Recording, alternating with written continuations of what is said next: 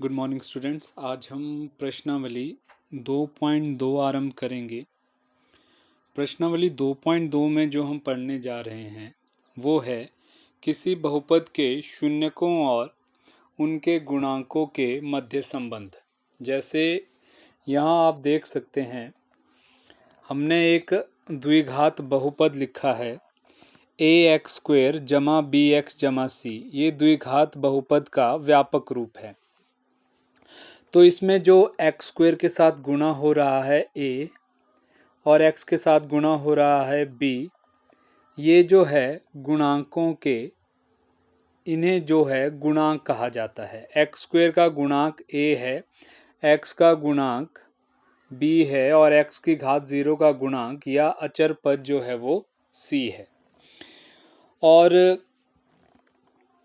जो द्विघात बहुपद होते हैं, जितनी किसी बहुपद की घात होती है उतने ही उसके शून्यक होते हैं। शून्यक आपको पता है कि क्या होता है। तो ये द्विघात बहुपद है तो इसके दो शून्यक होंगे। तो हम मान लेते हैं कि इसके जो शून्यक है वो हम मान लेते हैं अल्फा तथा बीटा है। यहाँ मैंने शून्य लिखा है, आपने यहाँ पे शून्यक लिखना है। तो हम मान लेते हैं कि ये जो द्विघात बहुपद है इसके जो शून्यक हैं दो हैं, उनमें से एक अल्फा मान लेते हैं और दूसरा बीटा मान लेते हैं। तो हमें देखना है कि शून्यकों तथा जो गुणांक होते हैं उनके मध्य में क्या संबंध होता है। तो ये संबंध देखने के लिए हम दो चीज़ें देखेंगे इधर, एक है शून्यकों का योग और दूसरा है शून्यकों का गुणनफल। तो यहाँ देखिए, शून्यकों का योग बराबर है अल्फा प्लस बीटा। तो शून्यकों का योग अर्थात हमारे जो शून्यक है अल्फा और बीटा, मतलब उनको हम क्या करेंगे, प्लस करेंगे। तो अल्फा प्लस बीटा। अब देखिए यहाँ पर हमने गुणांक लिखे हैं, तो जो शून्यकों का योग होता है वो होता है माइनस एक्स का गुणांक बटा x² का गुणांक। तो जैसे ऊपर देखिए आप, x² का गुणांक कितना है, a है और x का गुणांक b है। तो इस हिसाब से ये बन जाएगा माइनस a बटा b। सॉरी, माइनस a बटा b नहीं बनेगा, उल्टा होगा ये, माइनस b बटा a। तो ये है शून्यकों का योग। शून्यकों का योग कैसा होता है, माइनस एक्स का गुणांक। जो भी x के साथ संख्या गुणा हो रही होगी वो ऊपर लिखेंगे अंश में, बटा जो x² के साथ गुणा हो रही होगी संख्या उसे हम हर में लिखेंगे। तो ये है पहला हमारा शून्यकों का योग। दूसरा आता है शून्यकों का गुणनफल। शून्यकों का गुणन अर्थात जो हमारे शून्यक है उनको हम अब क्या करेंगे, गुणा करेंगे, अल्फा गुणा बीटा। तो ये आता है अचर पद जो कि ऊपर हमारा c था बटा x² का गुणांक, जैसा कि ऊपर लिखा हमने x² का गुणांक हमारा a है। तो ये होगा c बटा a। तो ये संबंध होते हैं शून्यकों और गुणांकों के मध्य। तो शून्यकों का जो योग होगा वो माइनस x का गुणांक बटा x² का गुणांक होगा और शून्यकों का जो गुणनफल होगा वो अचर पद बटा x² का गुणांक होगा।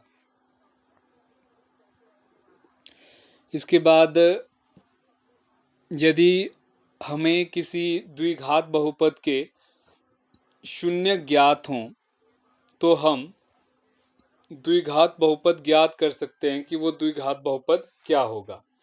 तो इसके लिए हमें शून्यकों का योग ज्ञात करना होता है। शून्यकों का योग अल्फा प्लस बीटा, उसको हम स्मॉल s लिख लेते हैं क्योंकि योग को इंग्लिश में सम कहा जाता है। तो हम योग को क्या लिख लेंगे, स्मॉल s। और शून्यकों का गुणनफल उसको मतलब अल्फा गुणा बीटा, और गुणनफल को इंग्लिश में प्रोडक्ट बोलते हैं तो उसे हम p से लिख देते हैं। तो यदि हमें शून्यकों का योग पता है और शून्यकों का गुणनफल पता है तो ये बनेगा हमारा द्विघात बहुपद, जहाँ k जो है वो कोई वास्तविक संख्या होगी, मतलब x² minus sx plus px। इसके माध्यम से हम, यदि हमें शून्यकों का योग और गुणनफल ज्ञात है तो हम द्विघात बहुपद खुद बना सकते हैं। तो ये कुछ बेसिक था प्रश्नावली हल करने से पहले। अब हम चलते हैं अपनी प्रश्नावली पर।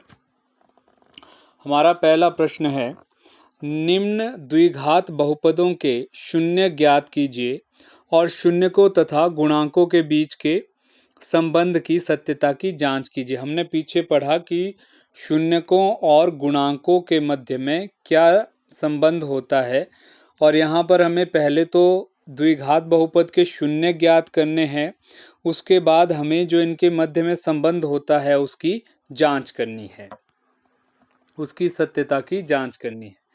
तो आप देखिए, हमारा बहुपद है x square minus 2x minus 8। तो इस तरह बहुपद के जो गुणनखंड है वो हमने कक्षा 9वीं में भी ज्ञात किए हैं, द्विघात बहुपद के गुणनखंड। यहाँ पर भी हम वही करेंगे।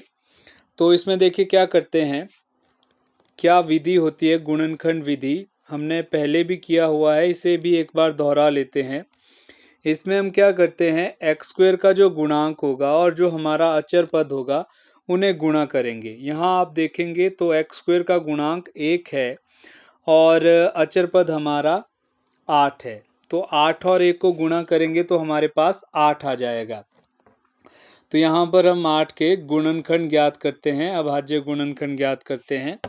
तो हमारे पास आता है 2 गुणा 2 गुणा 2।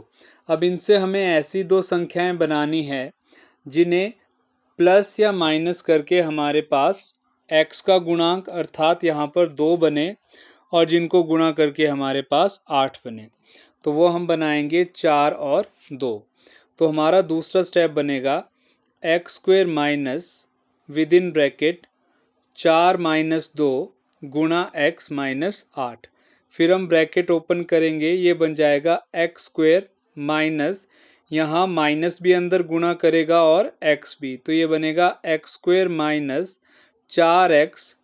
फिर यहाँ देखिए माइनस गुणा माइनस प्लस हो जाएगा, तो ये बन जाएगा प्लस 2x माइनस 8। आगे फिर हम यहाँ से कॉमन निकालेंगे, तो इन दोनों में देखिए x कॉमन है तो ब्रैकेट के अंदर रह जाएगा x माइनस 4 प्लस इन दोनों में 2 कॉमन है तो ब्रैकेट के अंदर रह जाएगा x माइनस 4। ये आ जाएगा x प्लस 2 गुणा x माइनस 4। उसके बाद देखिए हम क्या लिखेंगे, गुणनखंड हमने ज्ञात किए। अब यहाँ पर देखिए ये दो संख्याओं का गुणनखंड है, तो जो दो संख्याओं का गुणनफल है, तो गुणनफल तब शून्य आता है दो संख्याओं का, या तो दो में से एक संख्या शून्य हो या दोनों ही संख्या शून्य हो। तो हम क्या लिखते हैं, x square minus 2x minus 8 का मान शून्य होगा यदि या तो x प्लस 2 बराबर 0 है या x माइनस 4 बराबर 0 है। तो हमारे पास दो समीकरण आ गए, इन समीकरण को हम हल करके x का मान ज्ञात करेंगे। तो यहाँ से हमारे पास x बराबर -2 आ रहा है और दूसरे से x बराबर 4 आ रहा है, तो ये हमारे शून्यक होंगे। तो हम लिख लेंगे x square minus 2x minus 8 के शून्यक -2 और 4 है। तो जो पहला भाग था हमारे प्रश्न का कि हमें शून्य ज्ञात करने थे, वो शून्यक हमने ज्ञात कर लिए। तो कैसे ज्ञात करेंगे, पहला हमने जो बहुपद हमें दिया गया था उसके गुणनखंड ज्ञात किए, फिर जो गुणनखंड आए थे उन्हें शून्य के बराबर लिखा और वहां से जो समीकरण थे उन्हें हल करके x का मान ज्ञात किया। तो जो भी x का मान हमारे पास आएगा वो हमारे द्विघात बहुपद के शून्यक होंगे। अब है शून्यकों और गुणांकों के मध्य में जो संबंध होता है उसका सत्यापन। तो देखिए पहले हमने लिखा शून्यकों का योग, शून्यक थे हमारे -2 और 4, तो हमने लिख लिया -2 + 4। -2 + 4 को आप सॉल्व करेंगे तो ये होता है 2। अब जो 2 है उसे मैं लिख सकता हूँ माइनस ब्रैकेट के अंदर -2, क्योंकि माइनस माइनस प्लस हो जाता है और 2 आ जाएगा, और बटे में मैं 1 लिख देता हूँ क्योंकि 2/1 2 ही होता है, तो ऐसा लिखने से हमारा जो समीकरण है उसमें कोई परिवर्तन नहीं आएगा। अब इसे हम कंपेयर करते हैं हमारे द्विघात बहुपद के साथ। अब देखिए 2 को हमने इस रूप में लिखा है, अब हम इसे कंपेयर करेंगे अपने द्विघात बहुपद के साथ। तो यहाँ देखिए बाहर वाले माइनस को रहने दीजिए, ये जो -2 है ये आप यहाँ देखेंगे तो x का गुणांक है, तो हम ऊपर लिख लेंगे माइनस बाहर और -2 की जगह हम लिख लेंगे x का गुणांक। और बटे में 1 देखिए, ऊपर जो x स्क्वायर का गुणांक है वो कितना है, 1 है, तो बटे में हम लिख लेंगे x स्क्वायर का गुणांक। ऐसा ही हमने जो है पीछे संबंध पढ़ा था, यहाँ देखिए शून्यकों का योग बराबर है -x का गुणांक बटा x स्क्वायर का गुणांक। जब हमने हल किया इसे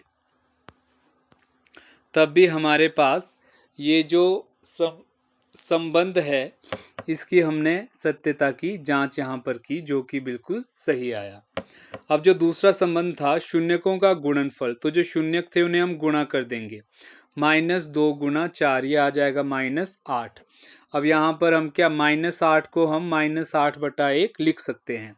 अब आप दोबारा ऊपर समीकरण से कंपेयर करें तो यहाँ देखिए जो -8 है वो हमारा अचर पद है और जो 1 है वो x स्क्वायर का गुणांक है। तो यहाँ भी हम लिख लेंगे, -8 की जगह लिख दिया अचर पद और 1 की जगह लिख दिया x स्क्वायर का गुणांक। तो इस तरह से जो शून्यकों और गुणांकों के मध्य जो संबंध है उसकी सत्यता की भी जांच हमने कर ली है। तो ये था पहला प्रश्न। जो दूसरा भाग है हमारा उसे भी आप इसी तरह से करेंगे। पहले गुणनखंड ज्ञात करेंगे आप। इसमें देखिए चर हमारा s है, जो बहुपद है हमारा वो है 4s स्क्वायर -4s + 1। तो इसमें भी आप पहले की तरह ही गुणनखंड ज्ञात कर लेंगे इसके। उसके बाद आप इसके शून्य ज्ञात करेंगे और फिर ठीक पहले की तरह आप इसके जो शून्यकों और गुणांकों के मध्य संबंध है उसकी जांच करेंगे। तीसरा भाग भी समीकरण द्विघात बहुपद है। इसमें आप देखिए थोड़ा सा अलग क्या दिया है। जो हमारा बहुपद है वो है 6x स्क्वायर -3 - 7x। तो जब भी बहुपद को लिखते हैं तो घात के एक चर की घात के घटते क्रम में लिखा जाता है। तो आप यहाँ देखेंगे, यहाँ दूसरे पद में हमारे पास -7x होना चाहिए था पर इन्होंने 3 दिया है। तो पहले हम इसे रीअरेंज करेंगे, -7x को हम पहले लिख लेंगे और -3 को लास्ट में, और फिर उसके बाद उसी तरह से गुणनखंड विधि द्वारा हम इसके गुणनखंड ज्ञात करेंगे, फिर उन्हें शून्य के बराबर लिख देंगे हम, और यहाँ से इन समीकरण को हल करके हम जो शून्य है वो ज्ञात कर लेंगे और आगे पहले की तरह जो इनके मध्य में संबंध है उनकी जांच हम कर लेंगे। चौथा भाग देखिए आप, ये भी थोड़ा सा अलग है। पहले के जो बहुपद है उनमें हमें अचर पद दिया हुआ है पर इसमें अचर पद नहीं है। तो इसमें सिंपल है, आपको सिर्फ इतना देखना है कि इन दोनों पदों में कॉमन क्या है, उभयनिष्ठ क्या है। तो आप देखेंगे इन दोनों में 4u कॉमन है, तो हमारे पास ब्रैकेट के अंदर रह जाएगा u + 2। तो यहाँ पर हमारे गुणनखंड बन गए 4u और u + 2। फिर इन दोनों को हम शून्य के बराबर लिख देंगे और u के मान ज्ञात कर लेंगे। तो एक तो u का मान 0 आ जाएगा और दूसरा -2 आ जाएगा। और इसमें जो शून्यकों का और गुणांकों के मध्य जो संबंध है उनकी जांच जो है पीछे की तरह की जाएगी। पांचवा भाग यदि आप देखें तो ये है t² - 15। तो देखिए इसे किस तरह से लिखेंगे। इसमें आप t² को ऐसे ही रहने दोगे, जो 15 है उसे हम वर्गमूल 15 का स्क्वायर लिखेंगे। ऐसा हम लिख सकते हैं क्योंकि आपको पता है वर्ग के साथ जो वर्गमूल है वो कैंसिल हो जाता है और ये कितना रह जाएगा 15। तो जो 15 है उसे मैं वर्गमूल 15 स्क्वायर लिख सकता हूँ। ऐसा हमने क्यों किया, ताकि हम इसके जो गुणनखंड है वे ज्ञात कर सके।